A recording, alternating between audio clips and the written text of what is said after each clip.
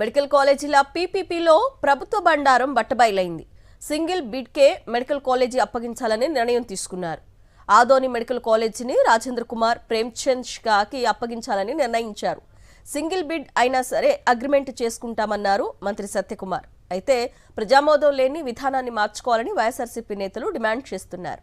Medical కాలేజీల పీపీపీలో ప్రభుత్వ బండారం మరోసారి బట్టబయలైంది. సింగిల్ బిడ్కే మెడికల్ కాలేజీ అప్పగించాలనే నిర్ణయంతో ప్రభుత్వం బండారం బయటపడింది. ఆదోని మెడికల్ కాలేజీని రాజేంద్ర కుమార్ ప్రేమ్చంద్ షాకి అప్పగించాలని తీసుకున్న నిర్ణయంతో అసలు ప్రభుత్వం ఏ రకంగా ముందుకెళ్తుందనేది వెల్లడైంది.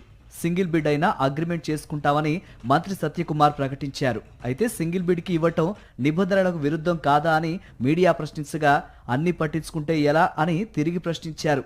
సింగిల్ బిడ్కే అప్పగిస్తామని మంత్రి ప్రకటించారు.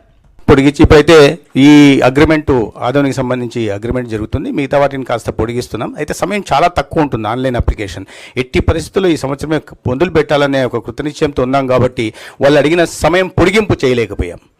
అది పరిశీలనలో ఉంది. ఇప్పుడు